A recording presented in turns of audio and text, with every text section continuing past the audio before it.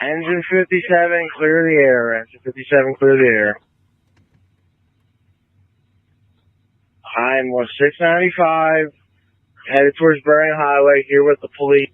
They are reporting that the middle section of the bridge collapsed into the water, and there are unknown amounts of people and or vehicles in the water.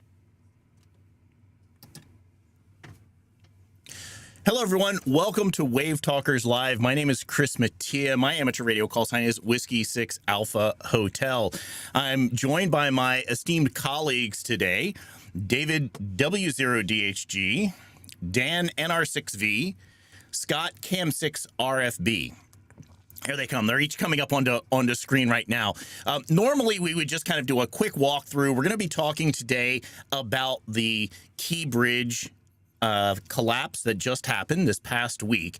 And we're going to be walking through about 50 minutes of the early stages of that. And rather than just a normal kind of walk around, I'd like to go and just take a minute and have each of the guys kind of explain just a little bit about who they are and their background. Scott, let's start off with you, please. Well, as most of you know me, I'm Scott, KM6RFB. But in my former life, I was a firefighter for 27 plus years as a lieutenant and hazmat specialist and EMT. Thank you. Dan, NR6V. Thank you, Chris. I've had a lot of careers, but my last and longest lasting, I was a police officer for 20 years in a small beach city here in the Los Angeles area. Being a small town police department, you wear a lot of hats. So I worked as a field training officer, crime scene investigator, arson investigator, did a lot of different things, but mostly just patrol work. Thank you. David, W0DHG. Hi, I'm David, W0DHG. Most of my career has been IT. I am certified in emergency management, disaster recovery, and business continuity, and I've worked in that area for 6 or 7 years, as well as leadership organizations and voluntary amateur radio. And I grew up in Annapolis, Maryland, so I'm born and raised there in the area, spent a lot of time in Baltimore, driving back and forth across the Key Bridge as well. I became an amateur radio operator and got really involved with emergency communications, have completed my COM-L course, and I'm working on the position task book for that. So that's a little bit about our background. We're going to dive into today's check-in first, and then we're going to come back and start walking through what we're going to do for today's show. So if you guys can pull the pins down, I'll go ahead and jump down into the corner here. If you have access to Winlink, go ahead and send us a Winlink check-in. Send it to all 4 of our call signs, W0DHG, KM6RFB, NR6V, W6AH, and our tactical address, WaveTalkers. Use the standard Winlink check-in form, and in the comments section, let us know if you have ever operated under an ICS or incident command structure or an incident command system. So let's walk through that process of sending in that Winlink check-in real quick. So I'll jump over to my laptop here. I've got Winlink already up and running. I'm going to come up here to the upper left-hand corner. I'm just going to go ahead and click on the new message window. It's going to pop up a new message, and we're going to click on the option for Select Template. When the templates window opens up, we're going to click the plus sign next to Standard Templates. Now, normally, we would just go directly in, and we would show you where to go in and send your Winlink check-in from. But I want to point out one thing that's very relevant to today's topic of the incident command system. And built into Winlink, if you come down a little bit further, you'll see a folder here. If I'll go ahead and give that a click, that says ICS USA forms. And many of the forms that likely were being created and sent in the background throughout this entire week are all built here into Winlink. And so later on, we'll go into ways that those forms could be sent. We've done some episodes on that, but I just wanted to point out that all of this information is really built into Winlink as an emergency communication tool. For your check-in, come on up here to the general forms section, give that a click, come down to the bottom and you'll find the Winlink check-in.txt, give that a double click. And if the demo gods are with you, it should open up in your web browser of choice. Up at the top, you're going to select the date and time field. When you do that, what it's going to do is it's going to timestamp and date stamp this message specifically for your computer's current date and time. So if there was any discrepancy, you would have the exact right time on the form that you are submitting. And that works across all of the different forms here inside of Winlink. In the to field, this is where we're going to put all of our call signs. When you go to send a message to multiple different addresses, be sure to just separate those with a semicolon. So our call signs are W0DHG, NR6V, KM6RFB, W6AH, and our tactical address is WaveTalkers. We'll put those in the chat as well, so it's a little bit easier for you to go ahead and enter those in. In the from field, this is where you're going to put your call sign if you're an amateur radio operator. If you're for the station contact, you're going to put your name. Initial operators would be any other operators who are there watching the show with you, either live in our Zoom audience here, or if you're watching us on YouTube, thanks a lot for joining us there as well. We really appreciate it. Under the session type, this is going to be an exercise for the service. Let us know if you're sending this in via amateur radio or via shares. For the band, be sure to check the type of connection that you're going to be using. If you're going to be doing the internet, use Telnet.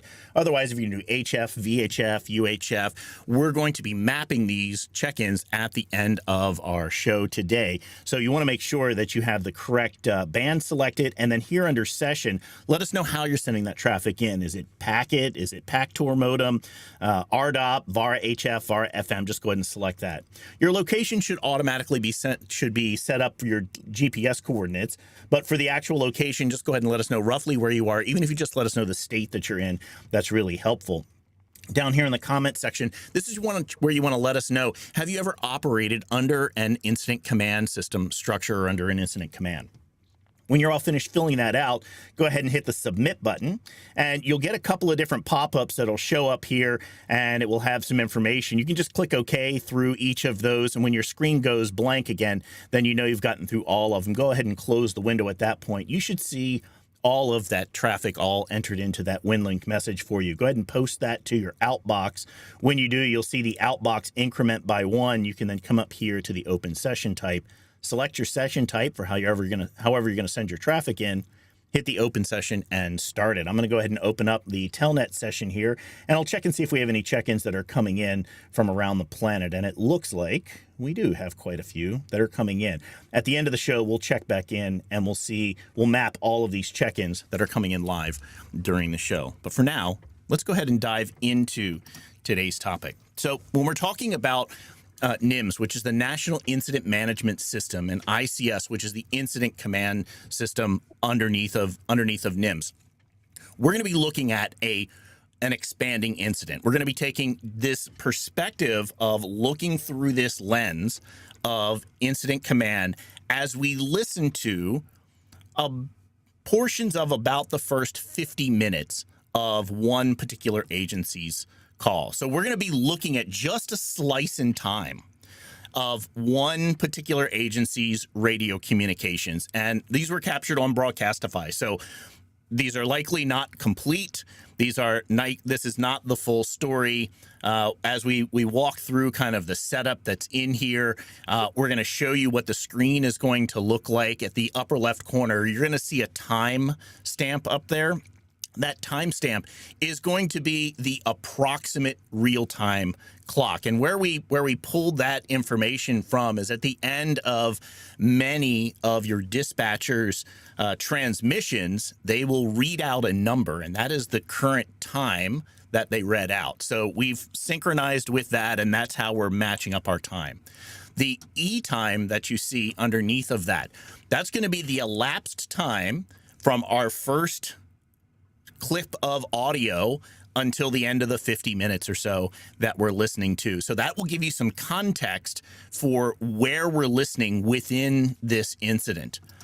The center section of the screen is going to have our 50-minute time slice from left to right. It's going to act like a number line, and you'll see this little white dot that's going to move along throughout all of the different clips, and that's going to be your marker for where we are within this 50 minutes to give you a little bit of context to know how fast things are happening and how fast they're unfolding on the ground, what sorts of decisions, how the incident command system is coming together, what is going on around there.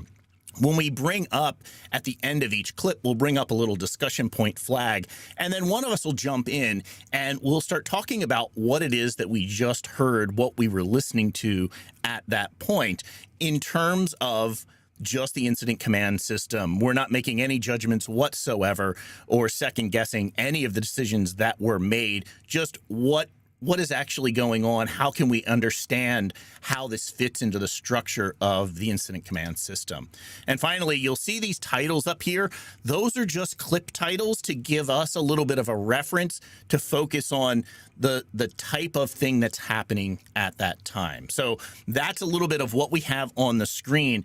With all of that, what I'd like to do now is just get directly into, let me start off with just one other little piece of context before we do this. So let me jump over to this screen here for a second. So I wanted to show you just a real quick, for context, where are we talking about? So this is a map of the United States, the eastern seaboard of the United States. Maryland is located here right in the central portion of the eastern United States. And you can see it's dominated by the Chesapeake Bay that runs straight up through here, through the middle. There's only one way into the bay from the ocean, which is down here through Norfolk. The other location that you can actually get any shipping traffic, commercial trip shipping is very big here in the state, is through the Delaware Bay. And the Delaware Bay and the Chesapeake are actually connected with a very small canal that's in here, both of which are fairly shallow bays of water. Any commercial traffic that comes into the bay is required to have a local pilot on board the ship to help guide for local navigation. Because it's such a shallow body of water, the channels are relatively narrow. There's a lot of other traffic of sea traffic that goes on in the region. So it's required by law to make sure that there is one of these pilots on board, and they are very connected with the local navigation, the local waters, and so forth. Let's zoom in a little bit further here. And we'll come up. I mentioned that I grew up in Annapolis, which is down here. So a little bit further up the bay is here into Baltimore, and this enters you into the Patapsco River. That's right here. And you can see this large bridge that runs across here that's all highlighted in red. That is where the key bridge was located, was right in this span right here. If you're familiar with Baltimore, you may have heard of the Baltimore Inner Harbor, which is all the way up in here. This is kind of down in the downtown portion of the city. You have a lot of commercial docks that are in here as well. This is it's the 9th largest, most active commercial port in the United States. Most of the traffic that for automobiles that's shipped both internal and external to the United States all comes through Baltimore Harbor. It's a very active location. And so that's the kind of context of where we're looking at as we start to listen in. And before we dive into any more, one of the other things that I would like for folks to know as we start to listen to these different clips and we start to interpret them, there is a lot of things that you will find that the folks that are going through what is happening at this point, there's a lot of unknowns that are not completely just unknown to them.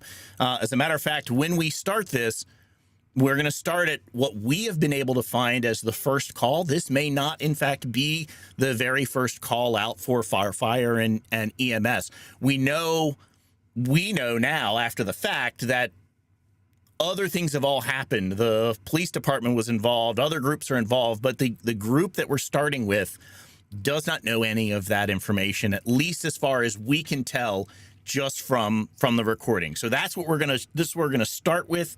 We're gonna listen to some clips, and then we'll just go through and interpret them. So let me go ahead and pull myself down, and we'll dive into that.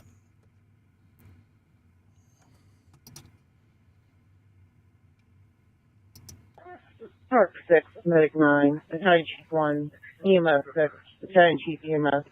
Fire Rescue Boat 1, Fire Rescue Boat 2, Team Coordinator, Safety Officer 4, SOC 1, Respond to 4900 block I-695 at the Key Bridge.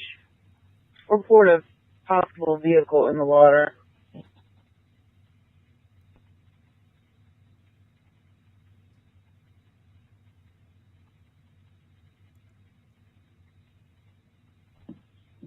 Harbor Rescue Alarm 695, units respond, Fire Ground 4, Engine 57, Rescue 1, Squad 26, Truck 6, Medic 9, Battalion Chief 1, EMS 6, Battalion Chief EMS, Fire Rescue Boat 1, Fire Rescue Boat 2, Dive Team Coordinator, Safety Officer 4, SOC 1, respond, 4900 block I-695, for a possible vehicle into the water at the Key Bridge, 140. So Scott, you were a fireman, you're highly involved with EMS. Can you walk us through what we just heard? So right now what's going on is they've gotten the initial dispatch, and the initial dispatch has told them they've got a vehicle in the water. That's all they know at this point. They don't know that the entire bridge is down. So what you're seeing is the initial dispatch and the resources assigned to that initial dispatch for that type of call. So he basically laid out, we've got a truck unit, we've got several battalion chiefs, 2 rescue boats, a dive team coordinator, a safety officer, and you heard what they referred to as SOC 1, and that is Special Operations Command. That's a specialized piece of equipment and crew that's coming to the incident. And as we go through this, I will try to relay some of the special terms, because some of them are very specific to the East Coast versus the West Coast, and how they relate between the two. So that's what we've got right now, is a vehicle in the water, and this is what they're moving to.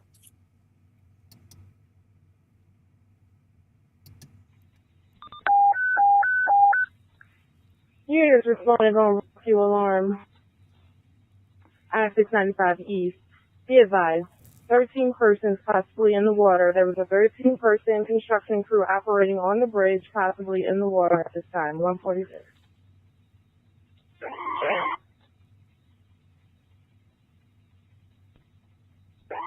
60 Communications. Are you advising there's 13 people in the water? Possibly 13 people in the water at this time. The construction crew. Let's go ahead and special call Baltimore County Marine Unit 269 and Marine Unit 216. Notify Anne Arundel County to also stand by for their boat. Communications copy. 144. So right now, the incident command system is already starting to play out. You just saw it. You had EMS Battalion Chief 6 come up, get confirmation of the information. Now we've gone from a vehicle into the water to 13 possible people in the water and vehicles. So the incident command system has just started. So he's a chief officer. There's several chief officers, but he's the one that's come up. He's already requesting added resources. So what does that mean? See, it's getting more complex. Span of control is starting to grow. And we're going to have to coordinate all these assets coming in to that. And he just wanted to make sure he heard what he heard. You know, I really love that confirmation that he did right in that piece. He heard the message come over, and he called back to communications and said, "Hey, did I hear you right? Did you just say 13 people in the water?" Because that changes a little bit of the calculus that I'm working with, is what it sounds like is just going on at that point. And the other piece to this is he's putting other agencies on notice. Hey, folks, we might need you, so think about staffing up your positions. When you listen to these kinds of incidents or participate, there's a certain amount of assumption that has to be made. Now, at this point, they don't know that the bridge is down, but what we've just heard is a construction crew may be in the water. That's a little inconsistent with one vehicle into the water. So they're now having to start to interpret what they're hearing and think about how the response has to change. And that's a real key point, I think, in this radio transmission, because 13 people in the water, although I guess it could be a school bus or something, at 1:30 in the morning is inconsistent with one vehicle. Well, being a company officer, I get the dispatch of a vehicle in the water. Now it comes back to I have 13 people in the water. Now I'm starting to think, how did this occur? How did we go from one vehicle to 13 people in the water with vehicles? And how am I looking at my approach? Because I'm already starting to do my scene assessment and my evaluation and everything as I'm going to the incident to pick up on clues. And that's changing now. As we look right now, we're elapsed time. We're 4 minutes and 58 seconds roughly since that first call that we've pulled out as our slice in time. So all of these units, none of them are on site yet. They're all still in traffic. They're navigating across the city, across the counties. Let's move on to the next section here. So now we've jumped forward in time. We're now, our elapsed time is at 9 minutes and 42 seconds is when we're starting this. Engine 57, clear the air. Engine 57, clear the air. I'm on 695, headed towards Bering Highway, here with the police. They're reporting that the middle section of the bridge collapsed into the water, and there are unknown amounts of people and or vehicles in the water. We are committed to 695 in a traffic jam.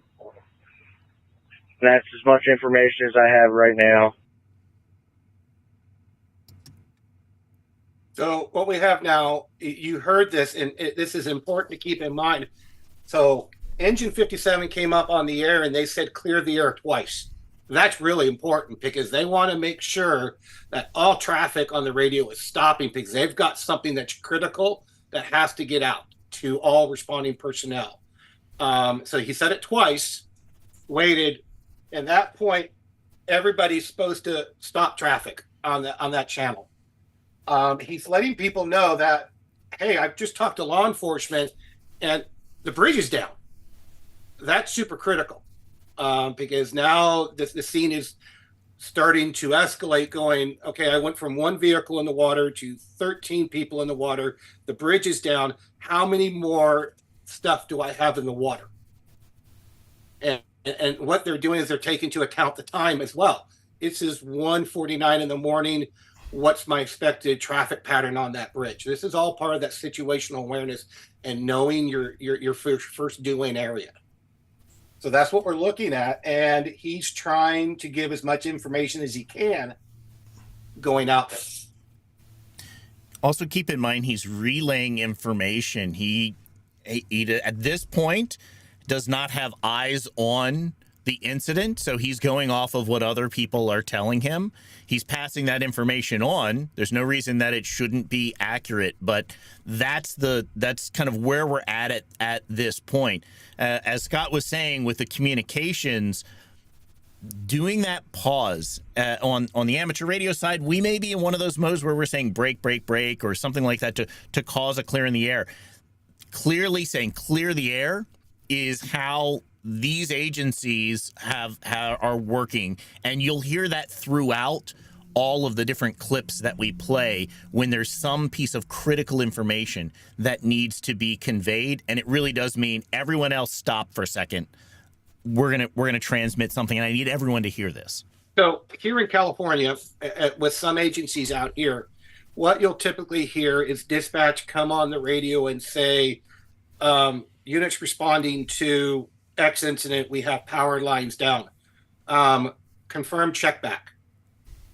Same concept here. So what they're saying is, I've said something important. I want you to confirm that you received the information. So it's the same concept.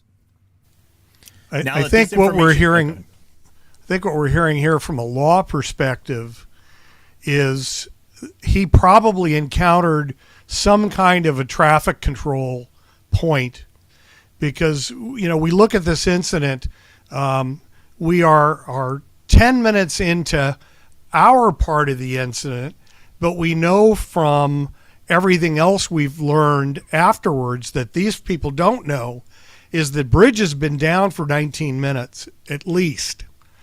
And law knew that. So they've already set up traffic control in order to try to divert traffic from going into that area where not only they can't get through, but they know that emergency crews need to make access. So that's how I read this clip, is he's encountered some kind of a traffic control roadblock, or traffic diversion at this situation. So let's jump forward just a little tiny bit in time. Now we're going to jump forward just about 30 more seconds. So based on this new data that's come in, this is what happens next. Hey, Chief 6 to communications. Go ahead, Battalion Chief 6. Alert Baltimore County Engine 57. Have them respond on the inner loop. Dispatch the 2 remaining squad companies. Prepare for backfill of stock units into the city. Communications, copy, command. What is it? So at this point, Command Battalion Chief 6, as you already heard, he was the one that's kind of assuming command at this point of what's going on with all arriving units, because he's not there yet. He's still dispatching from his car, from his unit. He understands that Engine 57 from Baltimore County is stuck in traffic and doesn't want them to go up on the bridge, wants them to divert to the inner loop. At the same time, if you caught it, he is now asking for more resources. He wants the rest of the squad unit staffed. He wants also the rest of the SOC units prepared to backfill. So all of the other Special Operation Command units, he wants to backfill them, call in overtime, wake up whoever you have to wake up, and get them to work, because this is becoming an all-hands event. It's rapidly growing at this point. So as it's rapidly growing, you're starting to see the incident command system start to grow, and more resources are starting to show up and starting to move. And now you're involving multiple jurisdictions. You've got Baltimore City, Baltimore County. You've got other counties involved. So this is becoming a very mutual aid type scenario. And he's also starting to think about depletion of resources to handle the other calls, because when a disaster happens, the routine calls or routine's the wrong word, but the normal call flow continues. And so he's starting to think about backfilling so there are resources covering the rest of the city to handle those other calls. So the problem's compounded. Okay, we're going to jump forward just a little tiny bit more in time now. We're going to move from 10:18 in our elapsed time to 12 minutes and 2 seconds in. So we're just about 2 seconds later, 2 minutes later that we're into this next clip. Command, communications update. We do have several police officers on eastbound 695 that are stopping traffic, so no more vehicles try to enter. We're going to try to get as close to the bridge as possible to get a better look, but I don't want to commit to the bridge if it's unstable. SOC 5 to communications and all units responding, hold the air.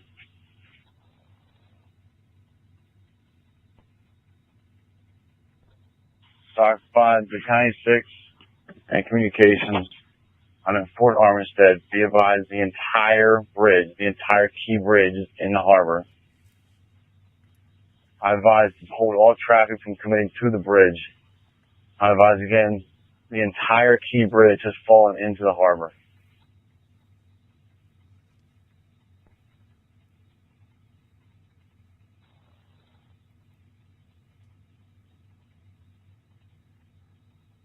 Message received 152.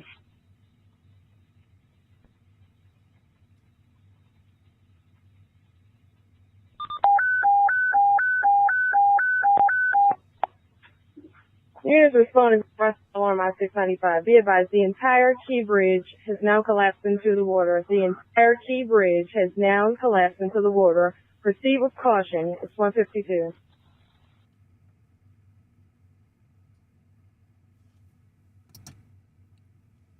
So now SOC 5, Special Operations Command, again, held the air, more information, and he's now got eyes on the scenario. And he says this is SOC 5, Battalion 6 in communication.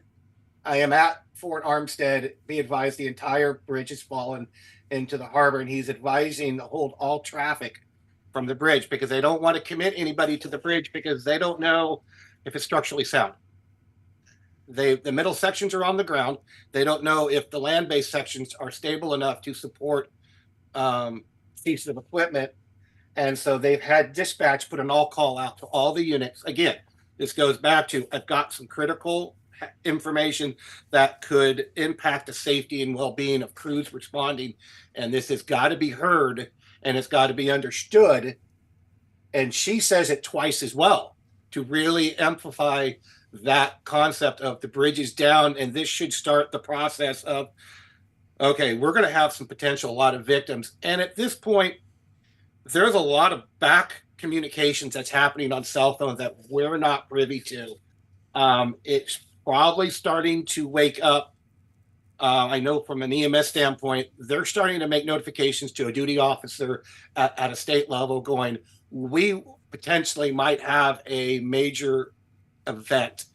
We need to start polling our people. I can almost guarantee you from my perspective, that is what's happening in the background.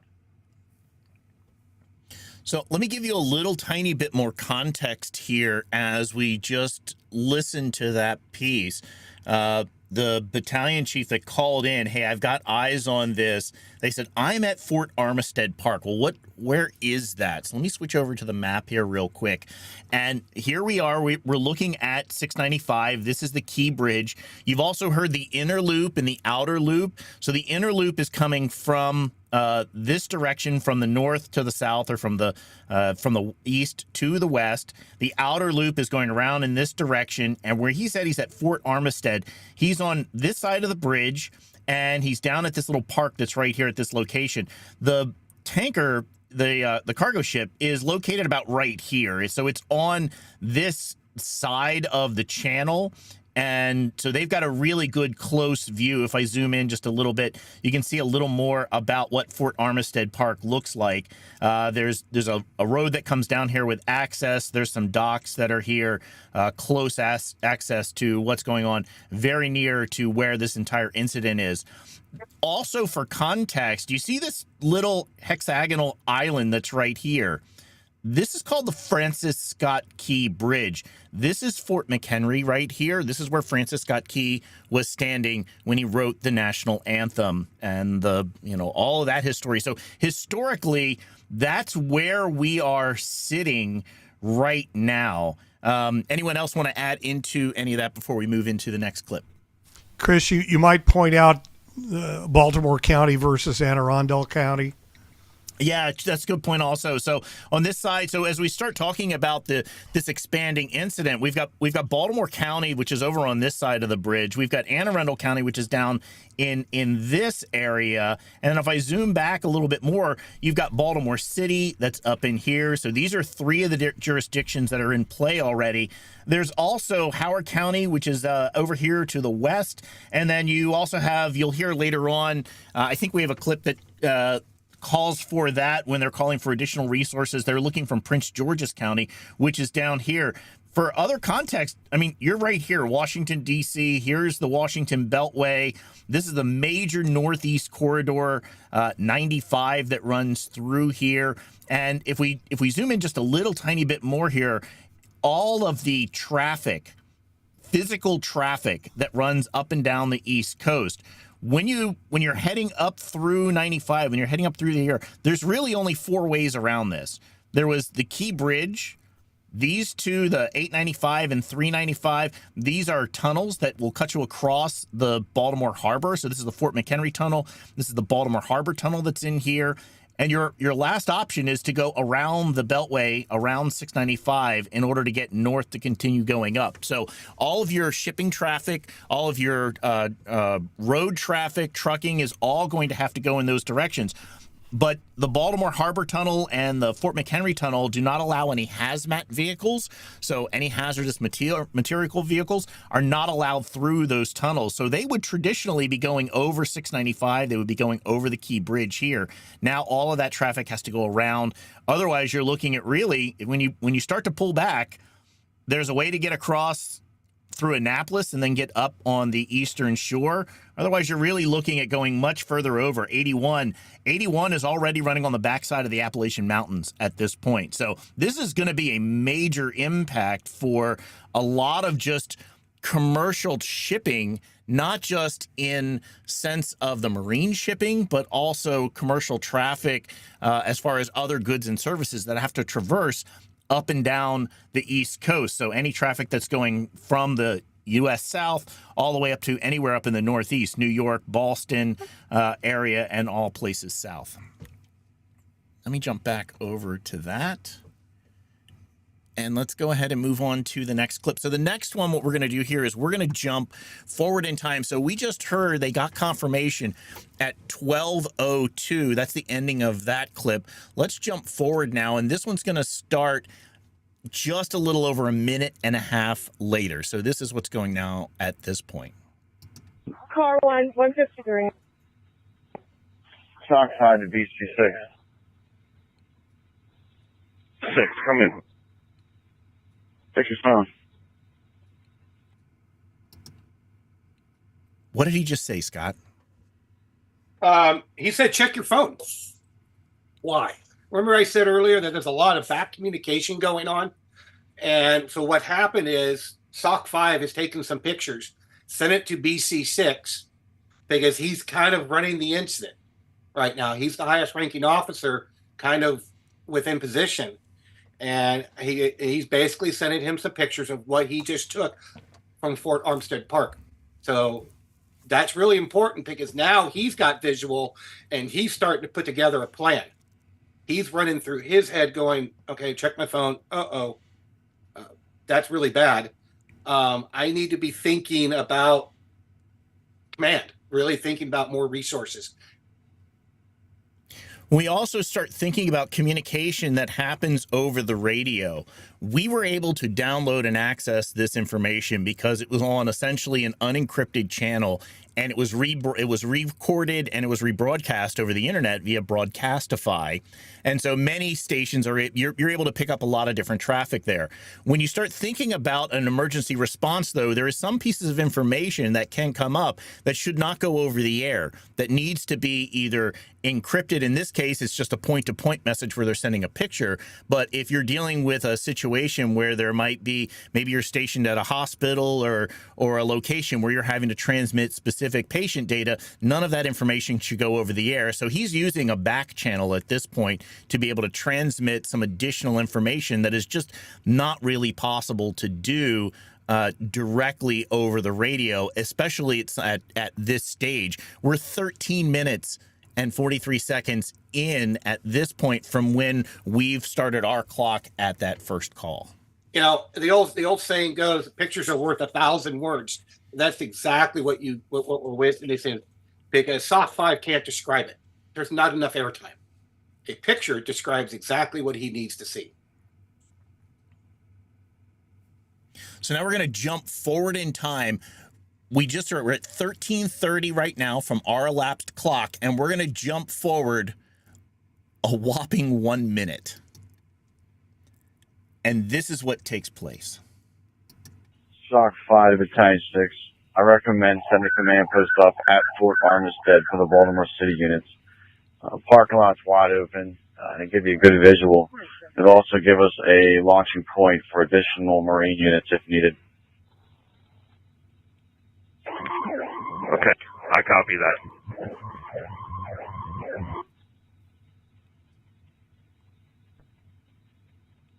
that. Communications. At 1 SOC 5, is that where you want us to respond to? You're calling SOC 5. Dive 1, do you want us to come to Fort Armistead?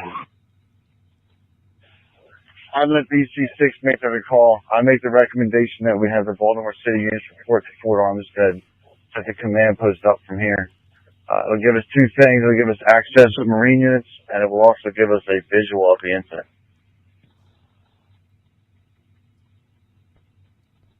Battalion Chief 6 to the city units that are coming in. Let's go ahead and respond to Fort Armistead Park until otherwise advised. Battalion Chief 1, I know you're not close to the bridge yet, but I'm going to probably set you up as the Key Bridge Division. Battalion 1 to Battalion 6. We're trying to get to the underpass, stuck in traffic. We're trying to get to a gate right now. We'll be on the underpass from the northeast side. I'll give you an update shortly.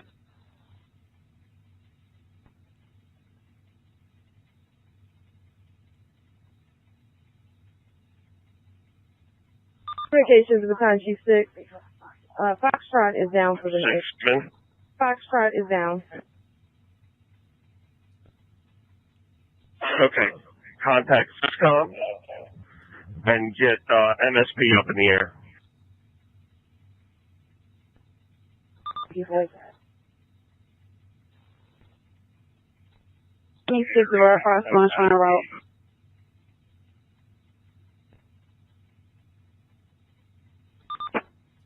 Message received 156.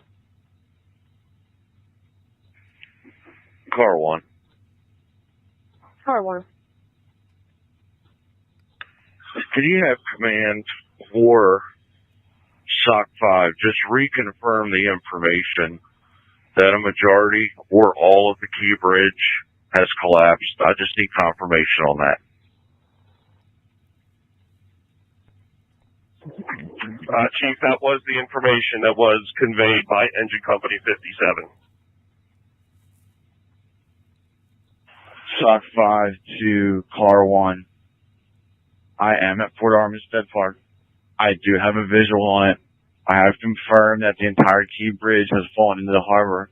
I have also sent a picture to the 6th Battalion for him to start working from that. Okay, message received. And your command post is going to be at Fort Armistead Park, correct? That's correct, Chief. Battalion Chief 6 to communications. I'm arriving at Fort Armistead Park. You can set me up as command.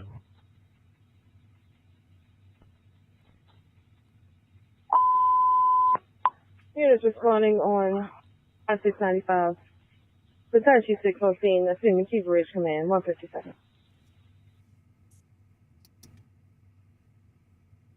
So, at this point, you have, so let me back up a little bit. Who are the key players right now? So you've heard from a couple battalion chiefs.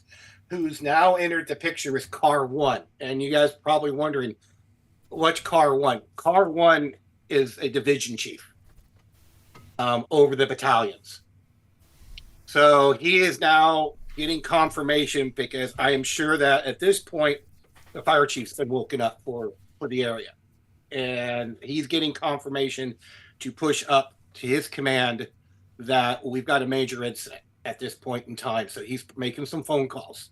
At this time, he's confirming where the command post is and who is in charge, which is going to be Battalion 6. Battalion 6 is now taking command. He's announced it.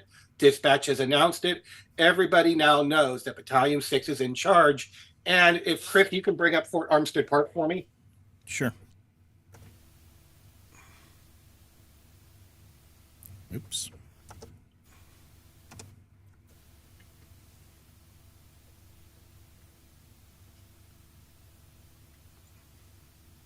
So as he's bringing up Fort Armistead Park, it's very important. The reason they chose Fort Armistead Park, go ahead and zoom in some more, Chris. Chris made a note of it earlier, is that they've got a wide open parking lot.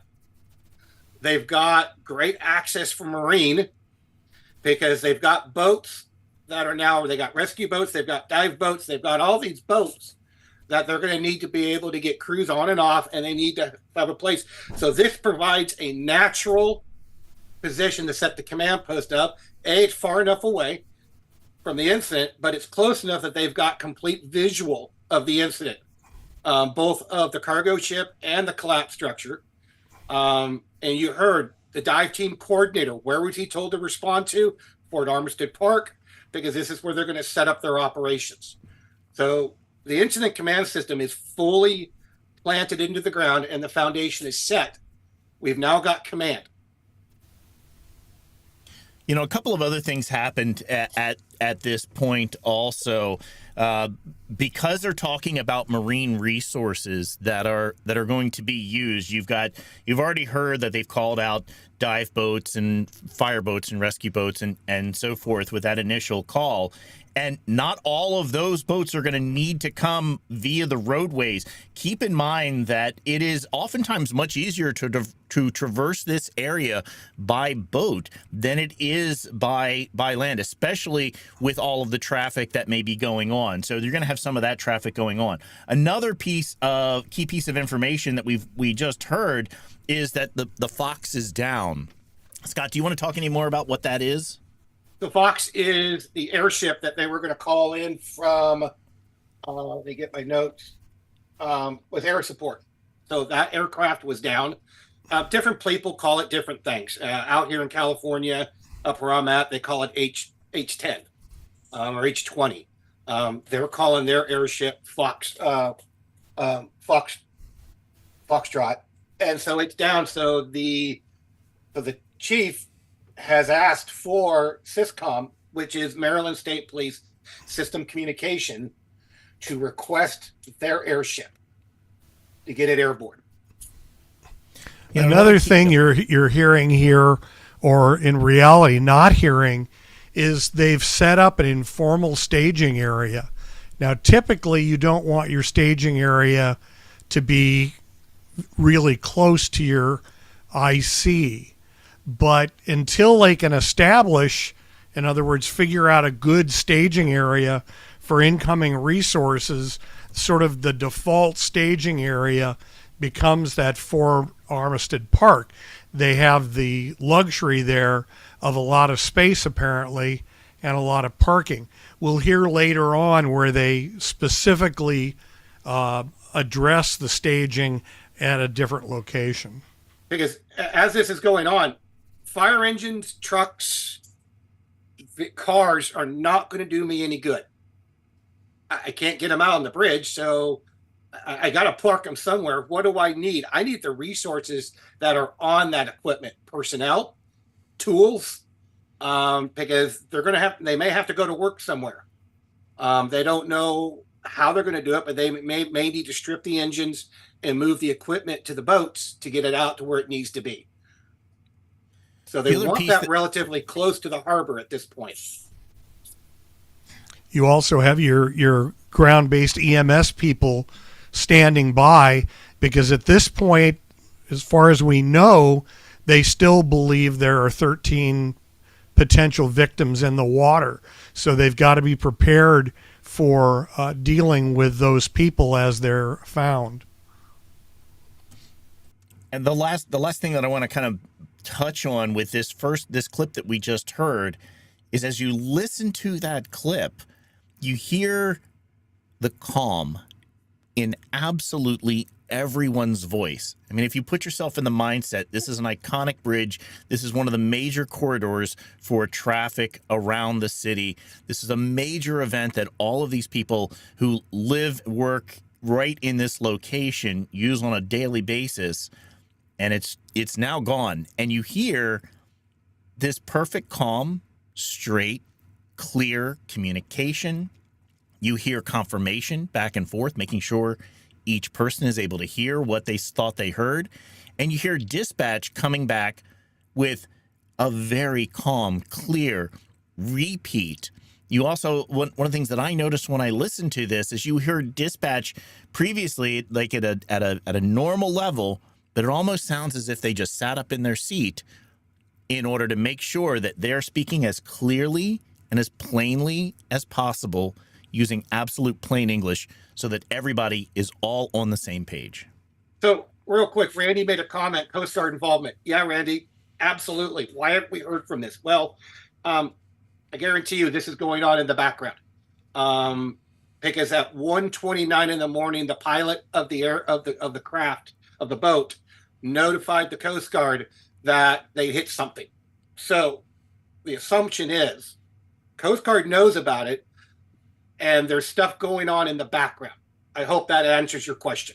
Yeah. Again, we're listening only to one agency's response. There are parallel responses going on.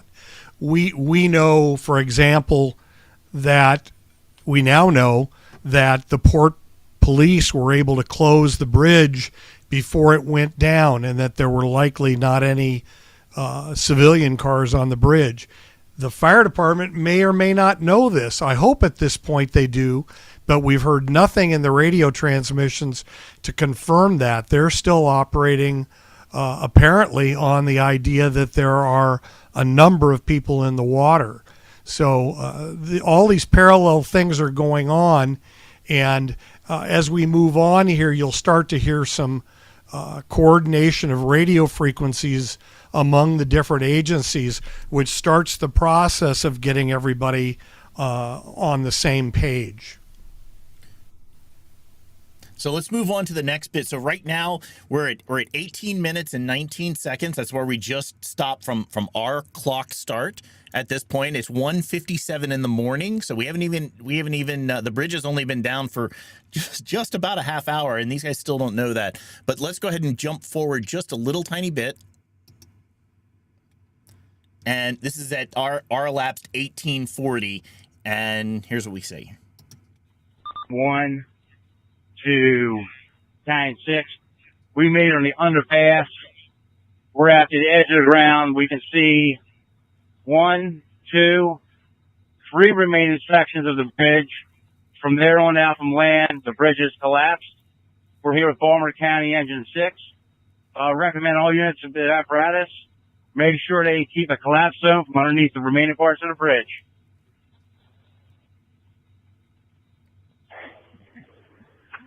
Yeah, copy that. Agency 6 to all units responding. No units are to access the key bridge. No units are to access the key bridge. Command to communications. I'm going to also need you to contact Baltimore County to find out if they have any units responding from the county side. Unit 6 to command. We are running a full assignment with all boats available and air.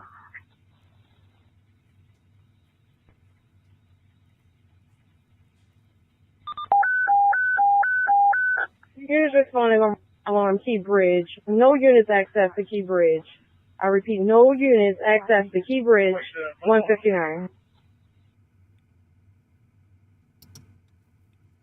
So again, what we have here is what I've been able to figure out is the safety officer has confirmed 3 sections down, and he's recommending that no apparatus go up on the bridge, nothing, and that they're parking their apparatus away from what's left of the bridge on the ground, what they refer to as the collapse zone. Collapse zone is typically twice the height of the structure. So in other words, if something is 10 feet tall, they move their apparatus out 20 feet. So however tall, they move away from there. So the apparatuses are not impacted if the structure comes down. The Battalion Chief 6, which is the incident commander, has requested that be announced over the radio, and that they're assuming that all the IMAT units, which I'm not 100% sure what that is, but all boats and air resources are committed to the incident at this point in time. So that's where he's going with that. I think that's kind of where we're at, is they don't want anybody up there. The next section here, we're jumping forward in time just about a little over a minute and a half. So we're going to jump to 20 33 in our elapsed time. So we're still at 1:59 in the morning. Rescue 1 to command. The police post here at Port Armstead. I have one victim conscious. Do we have a medic on the scene? That's correct. We do have one medic unit up here on top of the boat ramp. Can you advising a priority of this patient?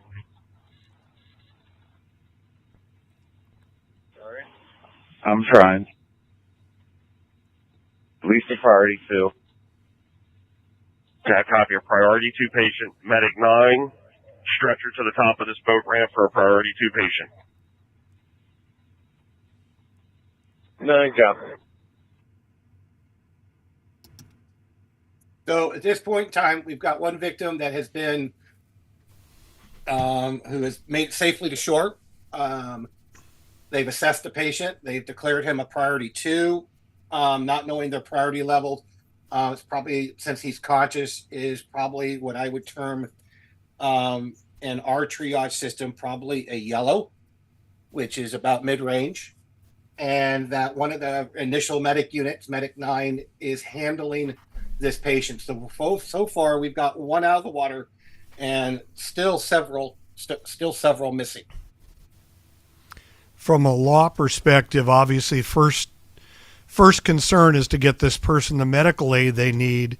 But this is the first person that we are aware of that could possibly provide firsthand information about what occurred, who else is in the water, how many people were with you. Were you in a car driving over the bridge? Were you part of the construction crew? This is a really valuable resource for intelligence, assuming that the person is conscious and able to answer questions. But that would be, from a law perspective, really important. And let's now jump forward. We're going to jump forward just 2 minutes in time. So we're going to go from 21:13 to 22:38. And to Dan's point, I think that's what we're going to hear. Rescue 1 to command. Rescue coming. 8 construction workers were on the bridge according to the construction worker. We have 1. There's 7 unaccounted for. He said there was a dump truck, a pickup truck, a large truck, and a Nissan car that he knew of that was on the bridge at the time of collapse. But there's at least 7 unaccounted construction workers.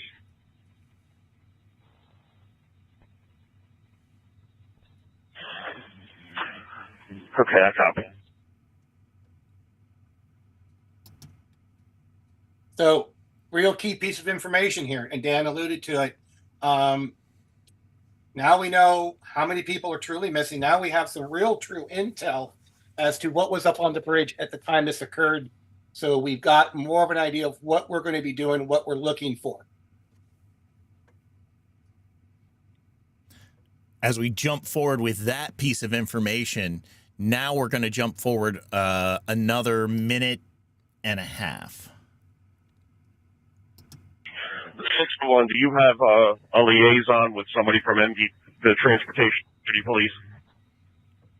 Yeah, he's here. He has night ops goggles on. He's standing out on the water. We have a cargo ship. It's taking down the complete center span. He's not picking up any heat signatures or anything on the water as of yet. Okay, copy that. Ascertain from them if the bridge was open at the time of the collapse.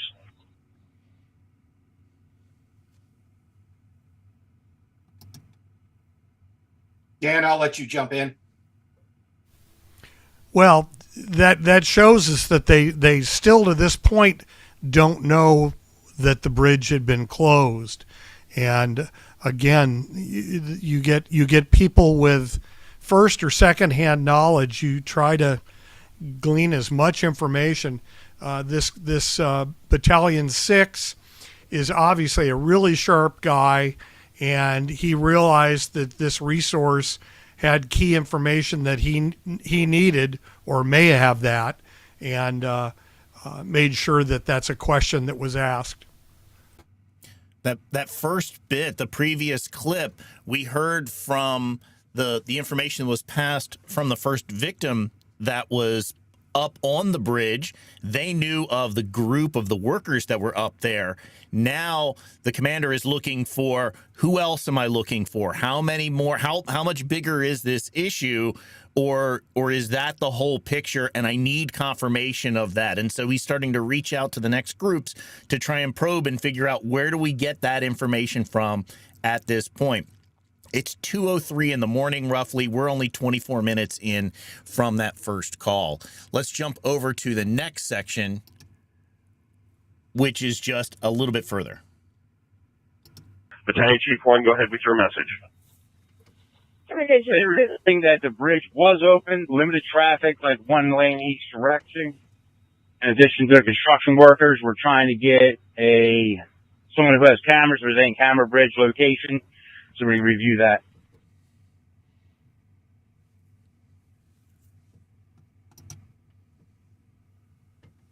So at this point, they know the bridge was open. Now they're trying to find the cameras. They're sending somebody to the transportation police office who they've got the cameras on the bridge, so they can start evaluating truly how much was the bridge open, how many potential cars were on the bridge, if any at all. And they're trying just to get what they've got in the location of the workers. So all they still know are just workers. And the workers really don't know much more information, because they're predominantly focused on what they're doing. They're not sitting there counting cars going by. And the other thing is that we know now, from knowing the big picture, that this information was incorrect. The bridge was not open. It had been successfully closed. But even this transportation officer didn't know that. So at least the error is to looking for more victims, as opposed to not looking for victims that were actually there. But this is the kind of thing that happens in these incidents, is that incorrect information does get passed along, and you can only operate on what you know or what you think you know. The other thing that I noted from this is I think it's the second time we've heard where technology was being employed. The first was the night vision goggles that were being used. Great tool. What I'd really be looking for would be a helicopter with FLIR, forward-looking infrared. But night vision goggles are a good backup choice. And then, of course, in this last clip, requesting that somebody go to where the cameras are and look at the cameras and see exactly who was on that bridge. It's all about data confirmation and information that's reliable that you can act upon. So now we're going to jump. Oh, go ahead. So you really start to see, and really getting back to the incident command side of this, you're only seeing people who have got information are talking, and they're talking to the right people. You don't hear a lot of people just jibber jabbering on the radio. It's very concise and clear communication, and it's moving up and down the incident command organizational chart very smoothly at this point. So now we're going to jump forward a whopping about 30 seconds in time with this information that we now have. Our incident commander now has a lot of information to be able to work with. Command and communications. Also, preemptively, we're going to declare this a mass casualty incident level 1. Go ahead and fill out the remainder of the mass casualty assignment. We're going to need those west side units. No one from the east side who can access via the Key Bridge. They're going to need to come through down to Fort Armistead Park. Communications copy. Mass casualty. Level 1.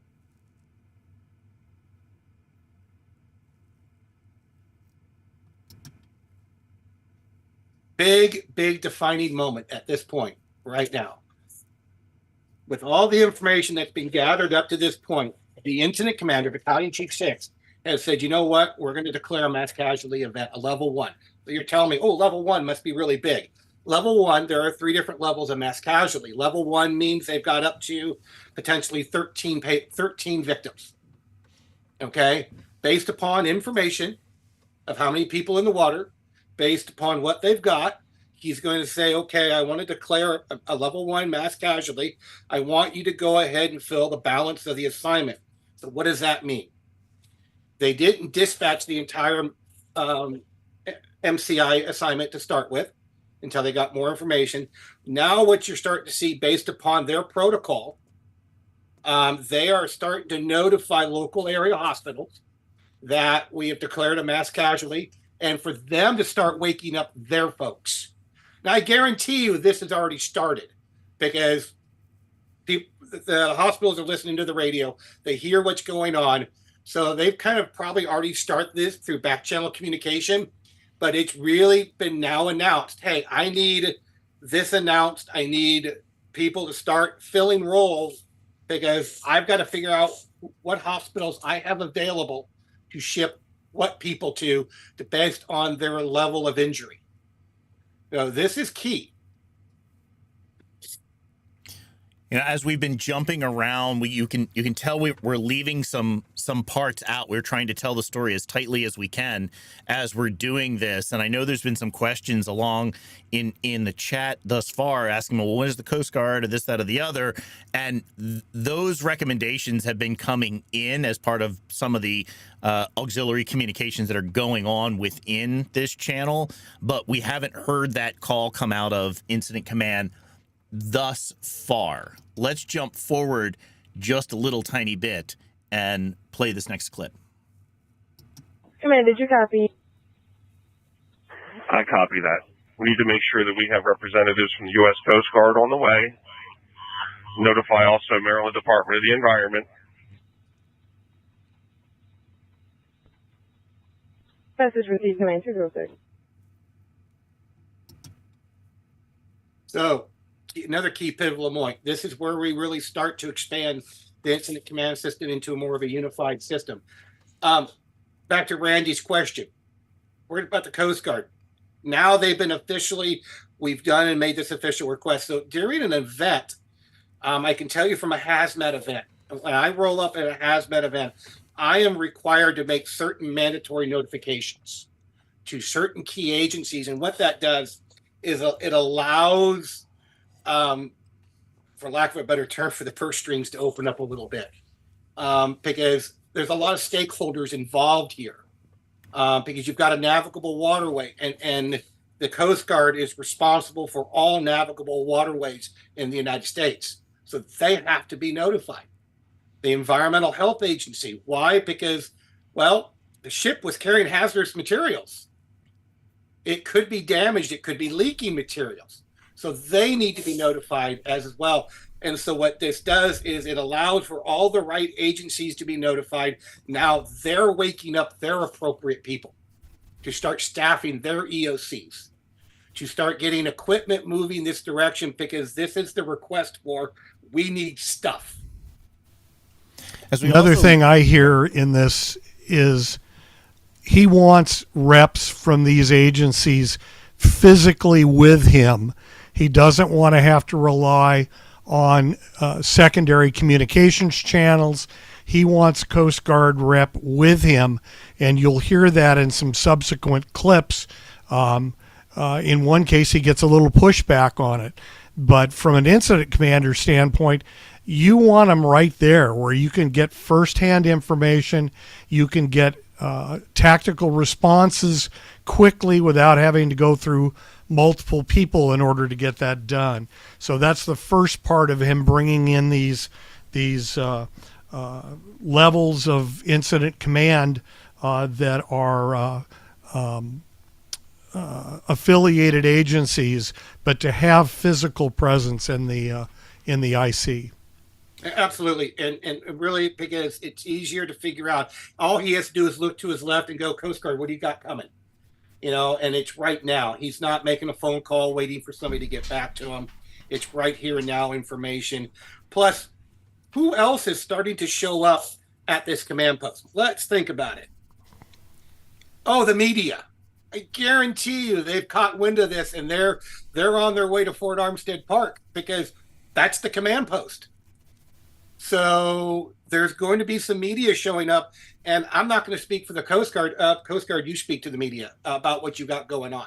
So this is all part of this incident command system, because now you've got unified command, you've got liaison people filtering into the command system to start filling their roles. And they're going to start thinking about forming up a JIC, a Joint Information Center, where they can have all these agency reps get together, decide what the message that they're going to put out is, so that there's a minimum amount of conflicting information out there. It's still going to happen because people are going to talk. But typically, once you get your ICP going and you start to get it staffed, that's going to be a consideration. You're going to appoint probably one or maybe a couple of PIOs, and they're going to represent everybody in order to get a unified message out there without a lot of conflict.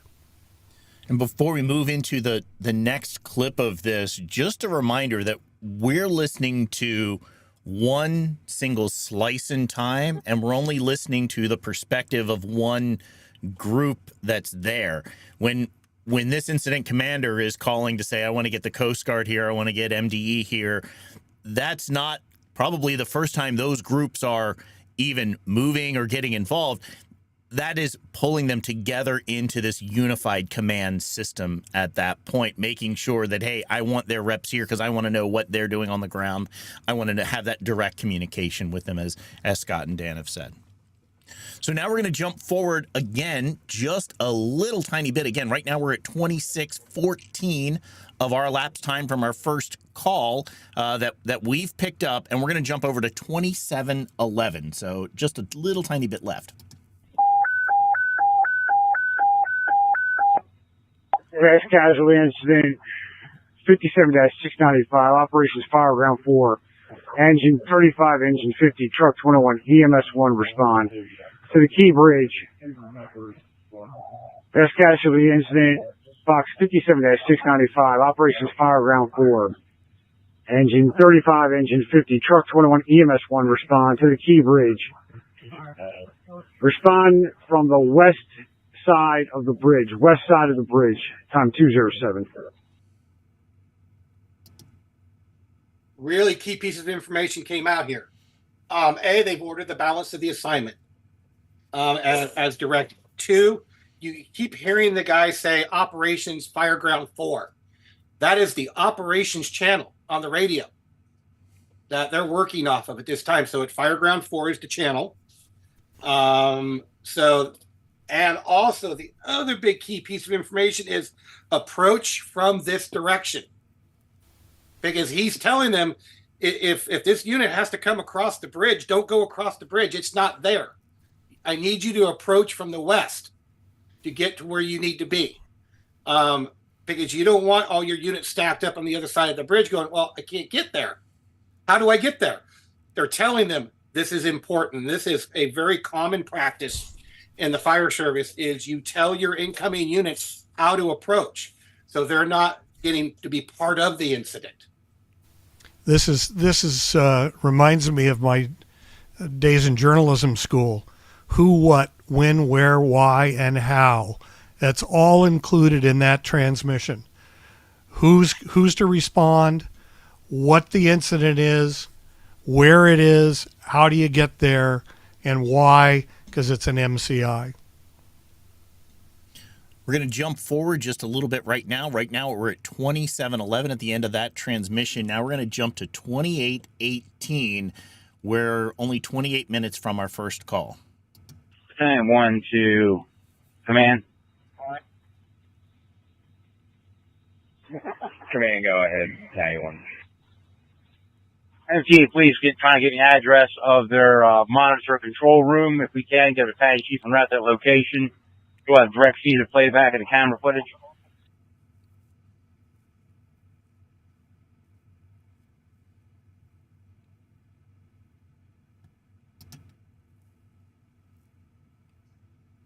So Battalion Chief 1 has asked for command.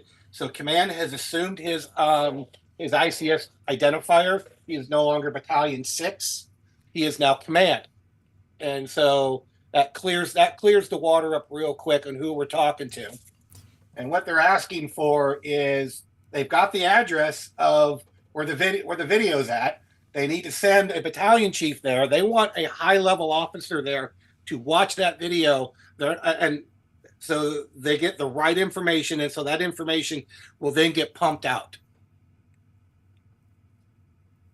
And the information that they're looking for, again, this is the video. They're sending this guy to the bridge control center so they can watch the video of any traffic going over the bridge. And literally what they're going to be doing is they're going to be counting, looking for headlights, taillights, who was likely on the bridge. Can we identify anything about it? So, because we're still trying to build that situational awareness of how many people am I looking for?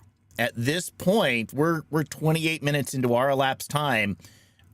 This crew that we're listening to right now still doesn't have any information confirmed that the traffic had been stopped previously. So let's jump forward now. We're at 30 minutes from our elapsed time. We're at 2:09 in the morning. Okay. Also, go ahead and make a request with Anne Arundel County and or Howard County. Have them start their medical ambulance bus to Fort Armistead Park. Message received 210. All right. So, again, this is part of a request for the MCI. They have made a request for what's known as a medical ambulance bus, also known as a MAB, and we're going to hear that later on. A MAB is a again medical ambulance bus. It's literally a bus that can transport 24 people in it. Depending on the configuration, it's either 24 or 12 on how the patients are being transported. It's staffed by 3 people, usually a driver, a company officer, and a medical person, EMT and above. So now they've requested these units to report to, again, Fort Armistead Park, because that's where staging is. That has the easiest access to the boat ramp, because if they're going to recover anybody from the water, they're going to come back in through Fort Armistead Park, and they want those buses there. Let's go ahead and jump forward. We're going to jump forward just a little over 2 minutes now, and this is what we're hearing. Command to Battalion Chief EMS, you will be the medical branch. SOC 5, you will be rescue branch.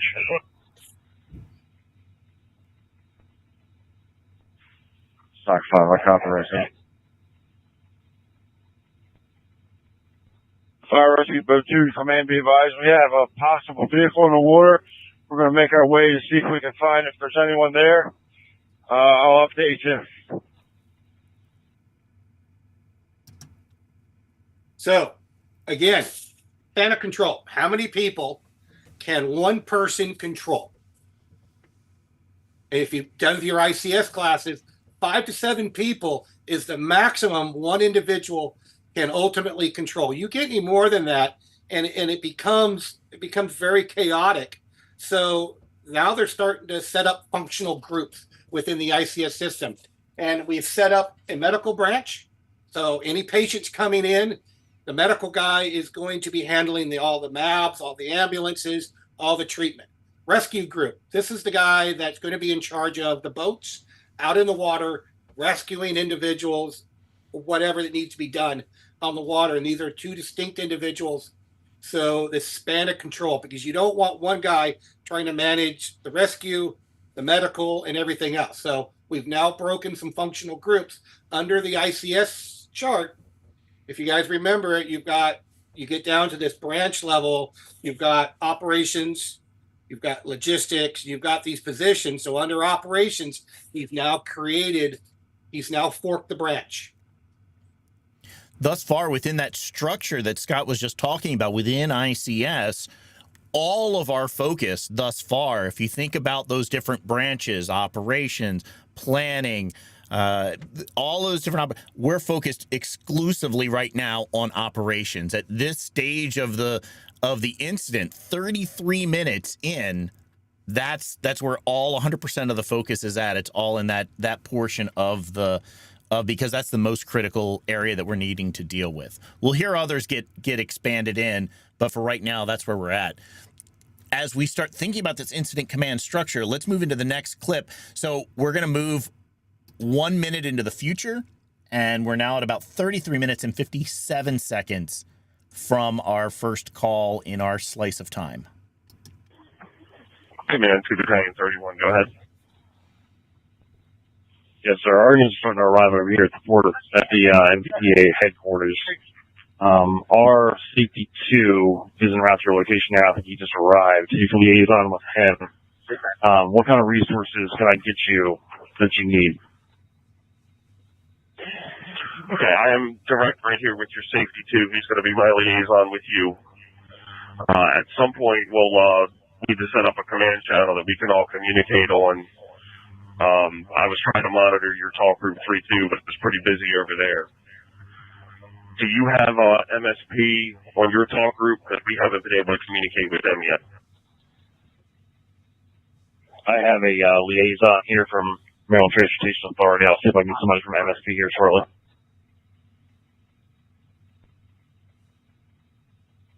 Sir, abdominal pain, 1 Alpha 1 response at 2:14. They're part of the key bridge causing a complete collapse. We have approximately 7 construction workers that are unaccounted for, and there were an unknown quantity of vehicles that were on the bridge. We will need to coordinate our marine assets to make sure that they're operating safely while they're doing their searches.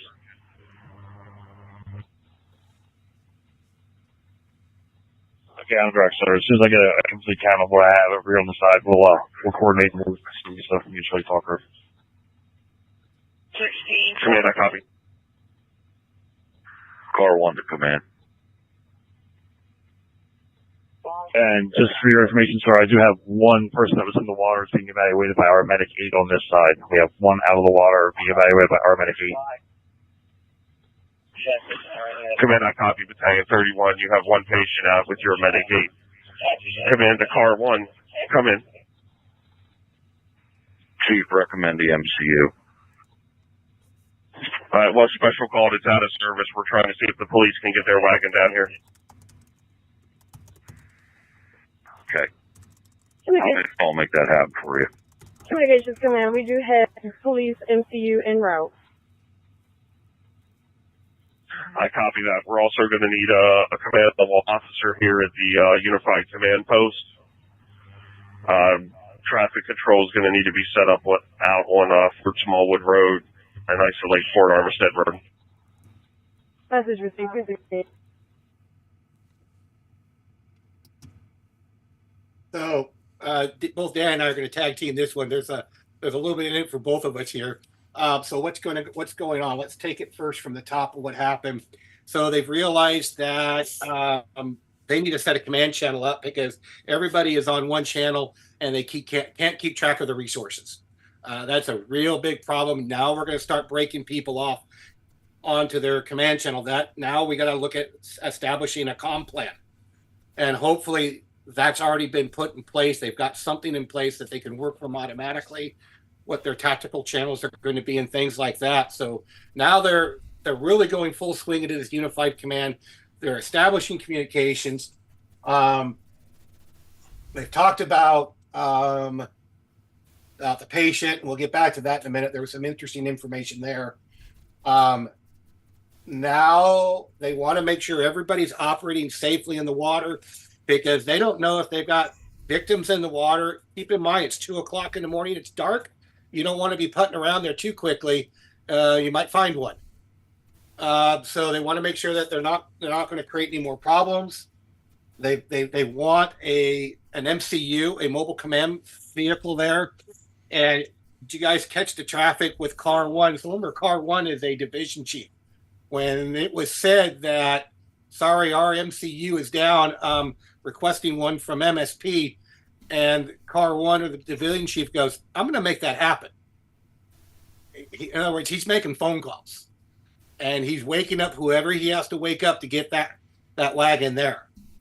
And so that's really important. And and he wants now Battalion 6, who is command, he wants a command staff level officer there. He's realized that it has probably exceeded his level of expertise.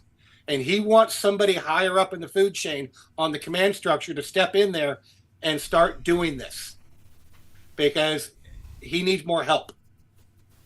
Dan, I'll take it from you from the law enforcement side there. Well, law or fire, they've realized now this is a big incident. It's going to go on for an extended period of time.